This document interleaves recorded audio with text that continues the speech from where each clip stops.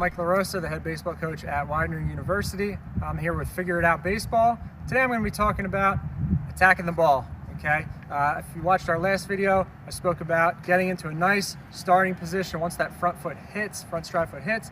And now we're going to talk about the next piece, which is actually going and hitting the ball. Once we've gotten ourselves into a nice optimal hitting position, okay, what we're going to talk about first is this front foot, okay? This is the biggest problem I'm seeing at the youth levels, and even on up to our level. We have to correct a lot of guys that are doing this, okay? With guys striding and landing with their front foot open. Just the way you move, you might have to land slightly open. 45 degrees or less, that's okay. Okay, that's still going to keep everything closed on the front side to be able to start the swing with the backside, which I'm going to talk about in a minute, okay? But what we see a lot of is guys kind of cheating and landing real open. So if you notice, once I landed real open, you see my front knee is now turned out pointing towards the pitcher, and my front hip is going with it, which means I'm initiating my swing with the front side, and it's got one way to go, and that's here, over rotating out of the zone. So the guys that do this are really good at hitting the pitch in, okay, and up, but they struggle with everything else in the zone. So if you want to be a complete hitter and have the ability to hit the ball to all fields, we want to stride and stay relatively close with that front foot. And you can see my knee is pointing right at you. That means my front hip is closed, my front shoulder is going to stay there. Now, once I'm in that spot, I can engage and start my swing with my backside, and that's where we want it to come from. If we're sequencing everything and we're starting with the back knee, back hip, back elbow, back shoulder, and that's what's starting our swing, everything's going to align, and you're going to be much quicker to the ball. You're going to have a lot faster rotation. The ball's going to jump off your bat a lot better. So, okay, so once I get stride and I get my stride foot down, my hands are in good launching position. I'm going to start my swing with my back knee driving towards my front knee, okay? And then picture if I had a rope attached from my knee to my elbow is going to follow that. So that's what started my swing here, okay?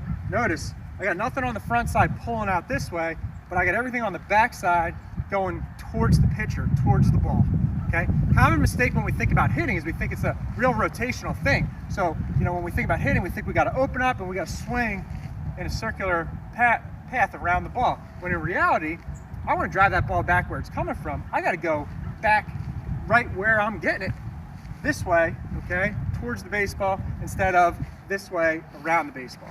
If I want to go the proper bat path, okay, what I want to avoid doing is striding, landing open, and swinging around the baseball, which is going to make me a really pull-heavy hitter, and I'm going to have a lot of struggle with a lot of pitches in the zone. I'm really going to struggle staying back on off speed. So instead of that, we want to land with this front foot closed and engage with the backside, which means I'm going to be going towards the baseball here, okay? So I'm starting with my back knee, back elbow, back hip is driving back towards the pitcher where the ball came from. Now I can stay on the ball and hit to all fields. The other thing I can do is, say I'm fooled with a pitch, okay? So say I think I'm getting a fastball, it's a 2-0 count, and the guy throws me a get me over curveball or tries to get me off balance a little bit. Well, if I'm here, okay, I really haven't started anything yet. And even if I start my backside a little bit, I can keep my hands back, and I can still keep that bat in the zone long enough to stay on the ball enough to hit it, even if I'm fooled a little bit and off time. So, but if I go here and open up my front side early, man, I can't keep my hands back. I'm already started. Now I'm going to be really out front. I'm going to have a tough time staying on anything off speed, okay? So this allows us to adjust the pitches, okay, even if you don't recognize it right away out of the pitcher's hand. The question I get a lot is, okay, well, when should I start my swing and get my stride foot down, and when should I engage? That process starts on the on-deck circle, okay? So when you're on the on-deck circle, you should have your front shoulder and eyes facing the pitcher just like you were hitting, and you should be getting that guy timed up to figure out when do I got to go to be on time with the fastball. That's what we're trying to be on time with, the fastball. Just a generalization of it is typically once I can see the pitcher's arm come up, that's when I'm starting.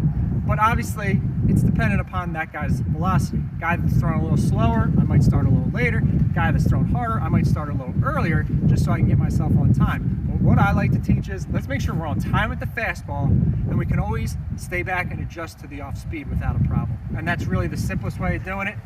You're gonna see majority fastballs during the course of a game, so let's make sure we're on time. Again, I'm Mike LaRosa, head baseball coach at Widener University.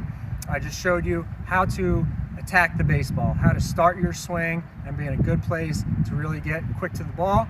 I hope you watch my next video. I'm going to be discussing how to work off the tee, proper tee setup, and how how to use that as a part of your hitting development plan.